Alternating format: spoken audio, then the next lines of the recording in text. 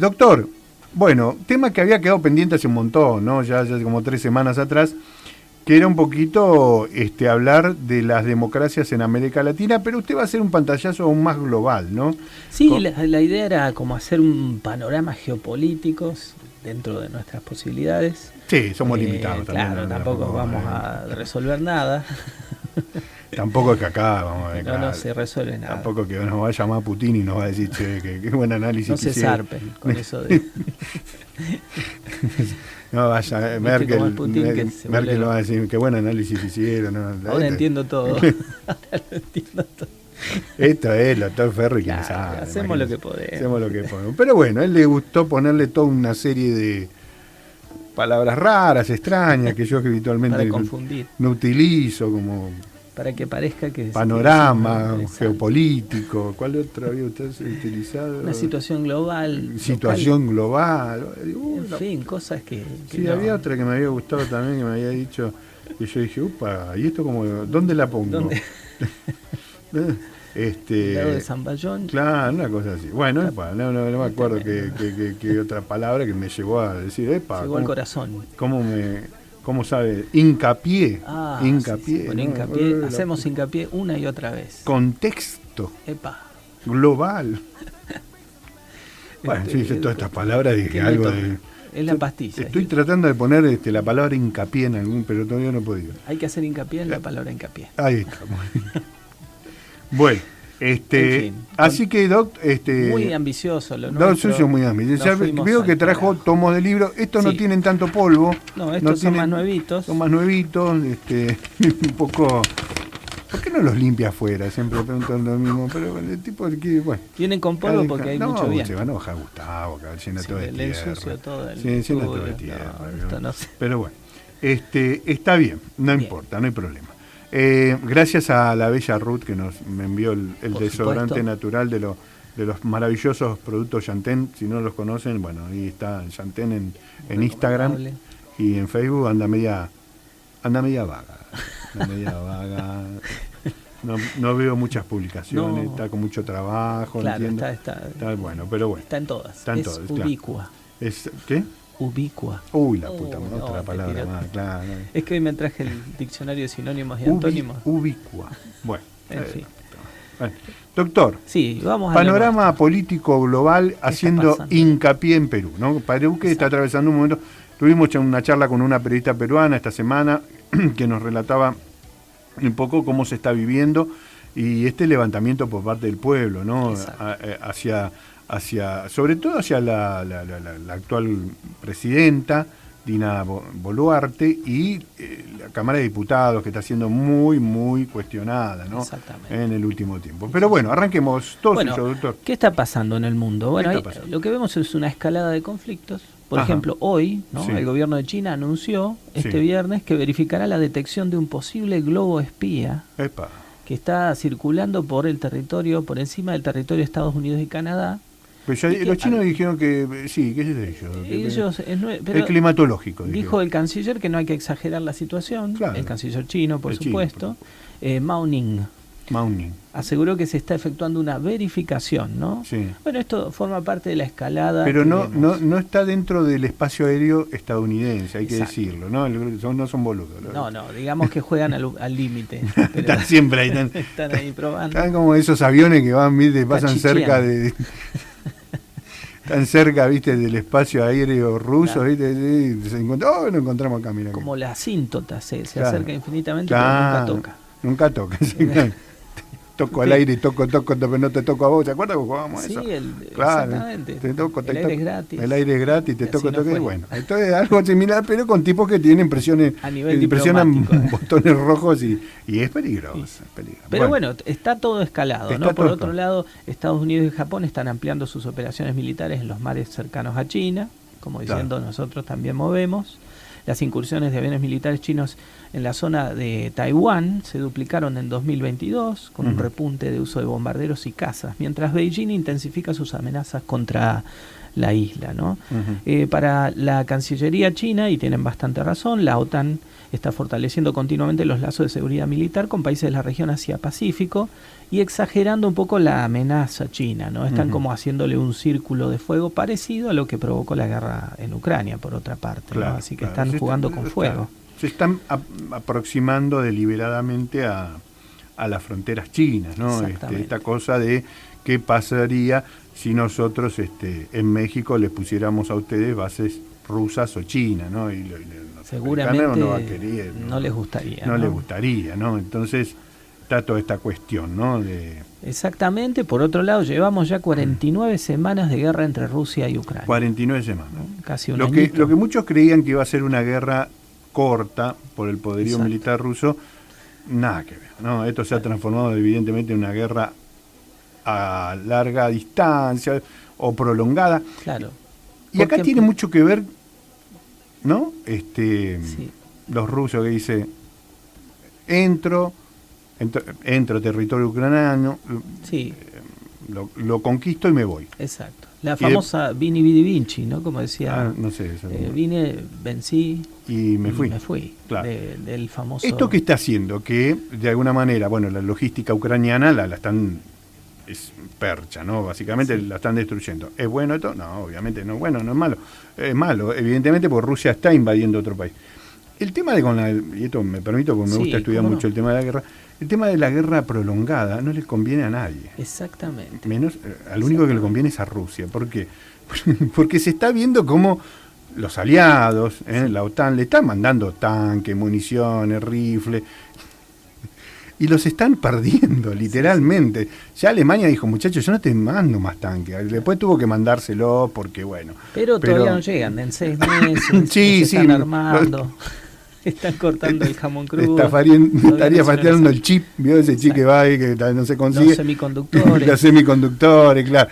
¿Entiendes? Entonces que, de alguna manera, la guerra también es, por todo lo que le prestan a Ucrania, es desarmar a la OTAN. Claro. ¿Qué pasa? Más allá de eso, no la vas a estar desarmando, pero sí la vas a estar mermando. Bueno, y lo que pasó también es que iba a ser una operación, porque empezó esto siendo un conflicto entre Rusia y Ucrania y se convirtió en una tercera guerra mundial larvada por goteo, un enfrentamiento entre Rusia y OTAN, con cierto apoyo de China, sesgado también, pero está presente. Hay países que no lo han, como es condenado, como China, incluso otros países de los que se considera, bueno, aliado, que se puede decir, no.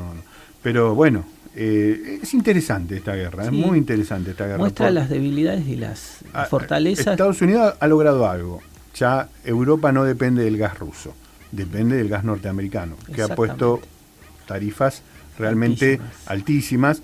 Esta semana se pudo ver como más de 500.000 personas en Londres se movilizaron, trabajadores, porque primero y principal no están acostumbrados a tener un 16% de inflación anual. Para ellos es una barbaridad. Nosotros lo tenemos eso creo que en un día,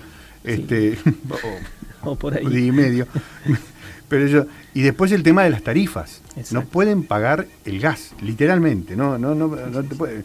Hay una rebelión incluso de algunos usuarios que dicen no pagamos. No pagan. Eso, lo mismo ocurre en Francia, también, donde se ha visto usuarios arrojando sus boletas, la quema de boletas de luz y gas, para no poder pagarlo, literalmente, no se puede pagar. Se les ha incrementado un 100%, que para ellos es algo. Sí, estamos viendo además escenas de racionamiento. Que antes se hablaba siempre, el tema común era hablar del racionamiento en Venezuela o en Cuba. Lo estamos viendo en el primer mundo, desde artículos que no aparecen más en los supermercados. Calefaccionarse con leña, ¿no? En Alemania, algo que para muchos... Carbón. Y carbón, ¿no? Algo para muchos paleológico, prehistórico, bueno, pleno siglo XXI se está produciendo. Se está produciendo y bueno, como decías bien, desde el llamado Estado profundo en Estados Unidos ya el complejo militar industrial empieza a decir esta guerra no conviene que se extienda demasiado.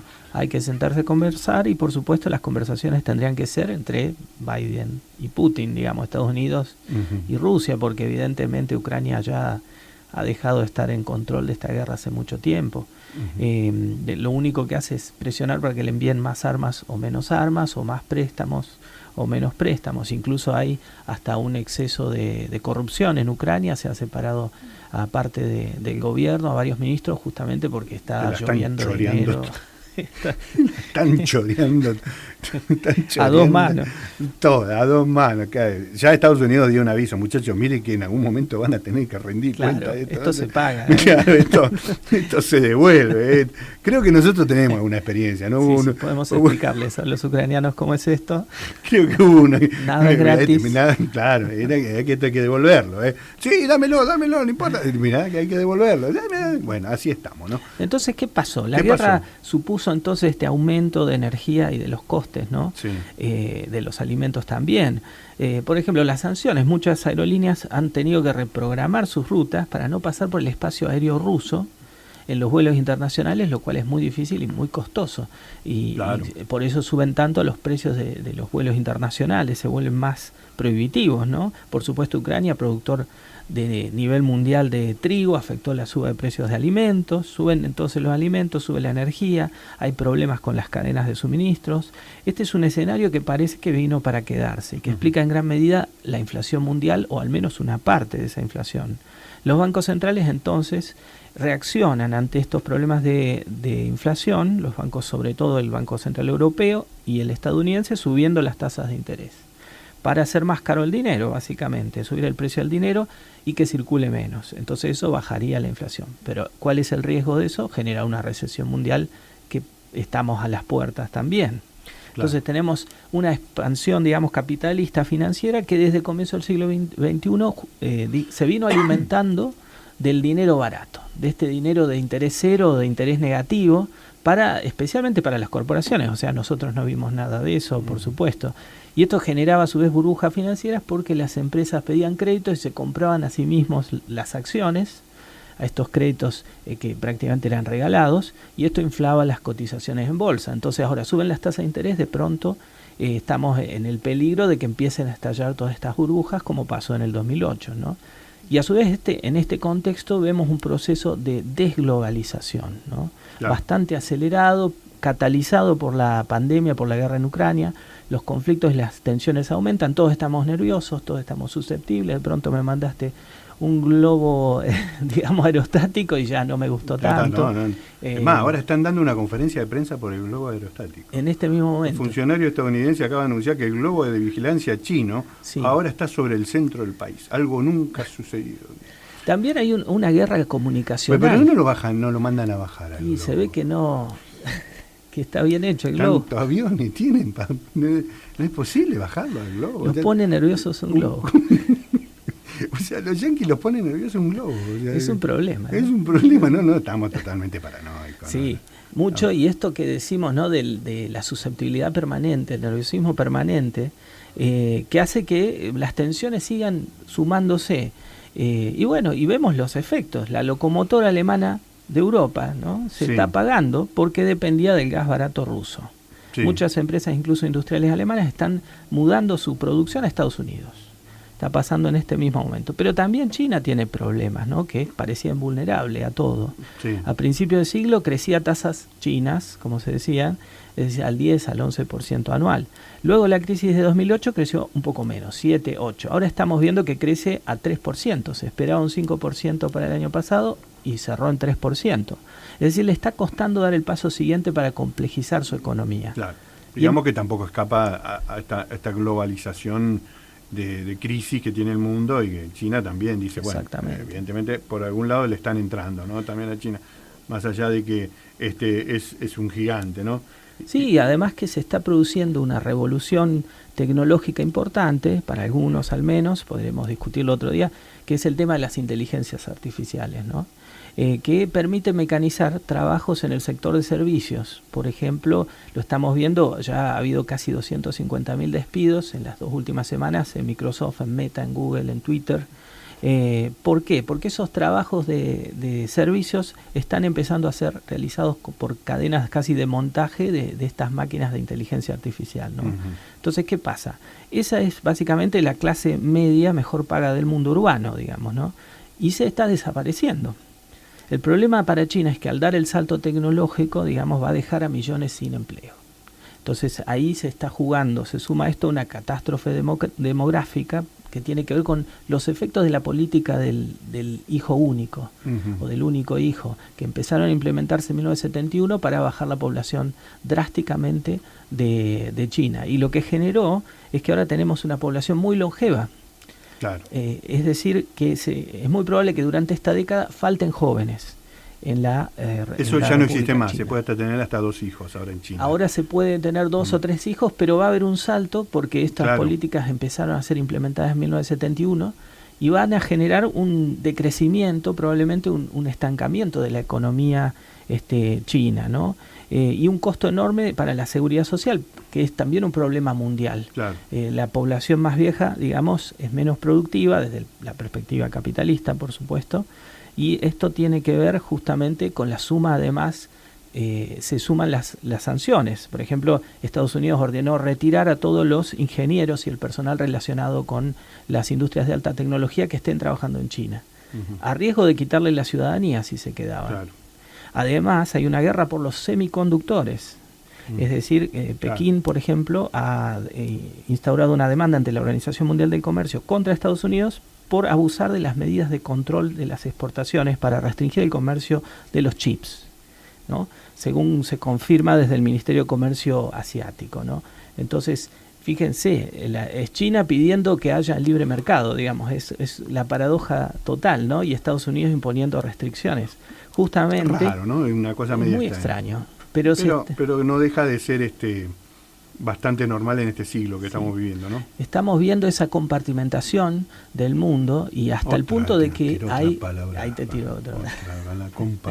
¿Cómo es? Compartimentación. Compartimentación. Si no la inventamos. Si no, el tipo sabe dónde ponerlas y todo. Disculpe, pero cada país tiene, cada región, porque se va viendo regiones, la región euroasiática, Europa en decadencia, estamos viendo Estados Unidos que se reacomoda con Canadá y con México, la región latinoamericana, y casi que cada región tiene su propia internet, tiene su propia cadena de suministro, todo se está localizando, se está volviendo a circular y entonces se rompen las cadenas de suministro justamente y esto garantiza que haya mucha inflación porque es más difícil y más costoso mover personas, alimentos, energía de un lugar a otro del mundo, ¿no? Claro. Incluso algunos autores hablan respecto de China de la japonización de China, ¿no? Es decir, Japón era la gran, no sé si recuerdan, la gran promesa de los años 80 del siglo pasado. Sí. Se iba a comer el mundo, Japón, íbamos a ser todos japoneses, a comer sushi, etcétera. Sí. Pero en los 90 se estancó. No pudo dar el salto a esa economía compleja. Y quizá estamos viendo a China apagarse. Entonces, Japón que es el país más endeudado del mundo. Exactamente. ¿Sabía usted? Es el primer país que inventó los créditos a tasa negativa. Claro, o sea, como, y esto, ustedes dirán, este tipo está loco. No estoy loco. Japón es el país más endeudado del mundo porque Japón contrae deuda para gastar. O sea, el Estado gasta porque sus ciudadanos no gastan. Exacto. Entonces lo que hace es el Estado gastar para obligarlos. Claro, obligarlos a gastar. Porque el japonés es muy cuidadoso del dinero. Tan cuidadoso que no genera consumo. Entonces tiene que salir el Estado a decirle consuman, tomen, esto es para que consuman. Entonces el Estado japonés se endeuda de esta manera y usted dice el Estado le regala el dinero al japonés. No, lo que hace el Estado a través de distintas políticas es que el japonés tenga más accesibilidad, como dice el doctor, créditos a tasa negativa, o sea, es una locura. Te dan un crédito. Te pagan para que tomes el crédito. Pagan para que tomes el crédito. Te obligan. Si está bancarizado, te dicen, o tomás el crédito o no vengas nunca más. O sea, incluso ¿cuánto tengo que pagar de interés? No pagás interés, llevate la guita y gastala. Taca, incluso lo dicen en japonés. Llevate y gastala, no sé, comprate un auto nuevo, algo. Un microondas, una heladera. No se te rompe la heladera, vos japonés.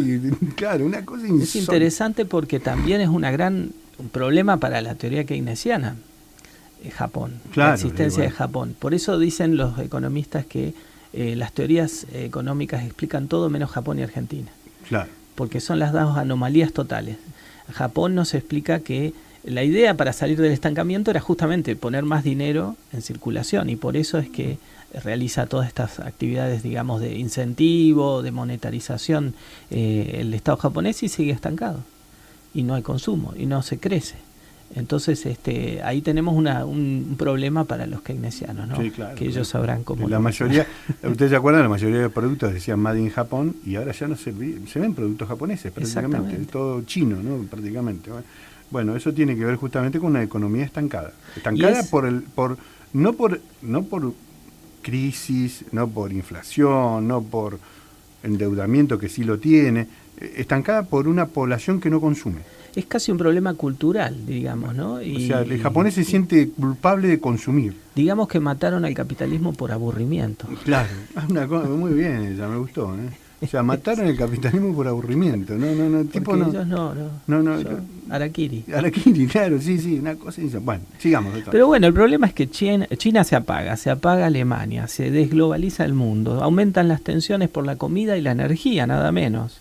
Esto impacta en Occidente generando una crisis de gobernabilidad, ¿no? Hay políticas de escasez, de austeridad, hay racionamiento energético, faltantes de productos, materias primas, y ya no estamos hablando de racionamiento en Cuba o Venezuela, como decíamos antes, ¿no? Sino en el primer mundo, en los supermercados alemanes, faltan productos.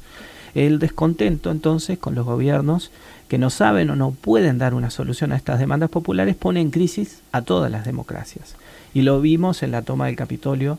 Lo vemos que también el hating, ¿no? El combustible es la bronca contra la casta política, el círculo rojo, la élite, los Illuminati, el Estado profundo, pónganle el nombre que ustedes quieran, pero lo cierto es que la gente está cansada y tiene que votar. Y tiene que votar a alguien que muchas veces es el mal menor o es quien sabe canalizar esa bronca, ¿no? Y entonces surgen los Bolsonaro, surgen los Johnson, surgen, Donald Trump, ¿no? Fíjense que se reunió el Foro Económico Mundial en Davos, ¿no? Todos los años lo hace, esta vez desde 1971, es una organización no gubernamental internacional que se reúne en Davos, Suiza, juntan a los principales empresarios, representantes de los distintos gobiernos, no fue China, no fue Rusia, primera señal de alarma. Claro. Y bueno, este foro genera las líneas, digamos, maestras de lo que podríamos llamar el movimiento globalista, ¿no? Y los argumentos y la jerga que después escuchamos y repetir en los discursos de muchos políticos occidentales al menos, ¿no? ¿Cuál fue el tópico, digamos, de esta última reunión? Le pusieron este nombre: cooperación en un mundo fragmentado. Ya empezamos mal. Claro. Entonces, por ejemplo, 2/3 de los economistas jefes de sectores públicos y privados encuestados por el foro prevén una recesión mundial en 2023. Mira. O sea que no hay un buen ánimo. La inflación, el bajo crecimiento, el endeudamiento son algunos de los factores, ¿no? Y acá tenemos la directora gerente del foro, dice: el actual entorno de alta inflación, bajo crecimiento, alto endeudamiento y gran fragmentación reduce los incentivos para las inversiones necesarias para volver a crecer y elevar los niveles de vida de los más vulnerables del mundo. Que no creo que les importen mucho, ¿no? Pero como decía Jauretche, si uno escucha a un economista hablar y no entiende nada, es que te están cagando. Y esto parece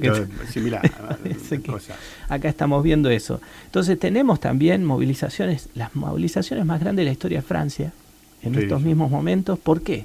Porque quieren subir la edad jubilatoria, ¿no? Claro. Un problema mundial. En nuestra región tuvimos también el episodio de Brasil, la toma del Parlamento, los tribunales de Brasilia, que todavía se está investigando. Un gobierno débil ni bien comienza, ¿no? Uh-huh. Con una oposición muy fuerte y muy ensañada y muy hasta el punto de estar bordeando el golpe de Estado, ¿no? Claro. Y bueno, y tenemos a Perú ensangrentado con este golpe que se dio. Se depuso a Pedro Castillo, que a su vez había decidido disolver el Congreso antes de ser depuesto. Digamos que la gota que rebalsa el vaso para destituir a Castillo es que él decide, ya harto, cansado de un Congreso que no le respondía. No solo no le respondía, sino no le habilitaba nada. Incluso no lo dejaban salir del país. O sea, él quería Sí, quería ir a un acto, lo invitaba, no sé, a la asunción de Lula y no lo dejaba, no podía. El Congreso le decía que no podía salir.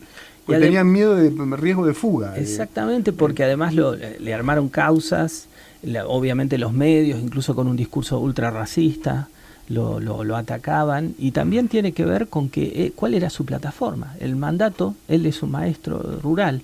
Del sur de Perú. Exactamente, y llegó con un mandato muy claro, que era, digamos, remover una nueva constitución, y lo más relevante, lo más picante quizás era repensar o reformular los contratos con las grandes mineras transnacionales, ¿no? Y ahí fue que lo sacaron. Entonces, ¿Qué es lo que quería hacer? ¿Qué es lo que quería hacer vos? Flaco, eso no. Ya, muy bien. ¿Qué es lo que quería hacer vos? Bueno, evidentemente está, bueno, como nos decía la colega con la que charlamos, él sigue preso, está preso, tiene 18 meses de prisión, rápidamente lo condenaron, ¿no? Así que continúa preso en buen estado de salud. Claro. Lo pueden ir a visitar. El único que no pudo entrar es Evo Morales, que no se le permitió ingresar al país, pero después, por ejemplo, la Cruz Roja y otros organismos internacionales están velando por la salud de Castillo, ¿no? Sí. Que fue detenido, ¿no? Detenido, y además, como decían acá en Argentina, cuando fue el golpe de Estado Frondizi, era un golpe de Estado que olía a petróleo. Bueno, este es uno que huele a minería concentrada y transnacional. Y bueno, las protestas contra Dina Boluarte, que le llaman Dina Balearte, por la represión feroz que ha ejercido, ya son más de 62 muertos en cifras oficiales, miles de heridos. Las protestas comenzaron en las zonas más campesinas y ahora ya están en Lima, digamos, pidiendo básicamente que se llame a elecciones anticipadas este año y una reforma constitucional, ¿no? Esas son las dos grandes cosas. O sea, lo que pide la gente es justamente elecciones democráticas, pero también una remoción de parte del Congreso. Congreso que no ha permitido a los últimos 5 presidentes tener un mandato legítimo, o sea, poder terminar el mandato. 5 presidentes en Perú no pudieron terminar su mandato más allá de cualquier ideología política, que eran bastante disímiles, ¿no? Estamos viviendo una especie de 2001 de Perú, pero exacerbado, ¿no? Claro. Incluso se habla del terruqueo, ¿no? Este término que se usa en Perú porque existió allí la organización Sendero Luminoso, entonces se pretende vincular. Hay 2 teorías del status quo respecto de las protestas. Una es que son terroristas de Sendero Luminoso, que volvió Sendero Luminoso. Claro. La otra teoría es la conspiración indigenista organizada por Evo Morales desde Bolivia para quitarle territorio a Perú. Claro. Por supuesto, ninguna de las dos son reales, ¿no? Totalmente. Pero es el discurso clasista, racista y la campaña mediática que justifica estas situaciones. Pero bueno, en conclusión, ¿qué podemos sacar como conclusión? Que vivimos tiempos de escasez, descontento popular por la falta de respuestas en un mundo en guerra mundial por goteo y una desglobalización. Y esto hay que sumarle además la frutilla sobre la crema del cambio climático. O sea, estamos en el horno con papas. Bueno, ahí está entonces. La verdad que cada vez entiendo menos. Los otros días me ofrecieron en el Banco Nación, donde cobro mi jubilación, crédito preotorgado de 400, cuando yo solo he ido a pedir mi resumen de tarjeta nativa. Bueno, está bien, no se ponga... Está bien, bueno, le ofrecieron un crédito. Después te dan a Mari, si usted lo quiere o no lo quiere. No, hay que ir al casino. La verdad me sentí tentada de aceptarlo, sin tener la necesidad de utilizarlo para nada. En fin, algunos se enganchan. Y algunos le puede necesitar y lo puede utilizar, ¿no? ¿Por qué no? Hay que aprovechar que estamos en campaña. Claro, bueno. Pidamos. Compra dólar. Bueno, doctor, como siempre un placer, ¿eh? No, por un placer, se queda hasta el final, ¿no? Sí. Bueno. Claro.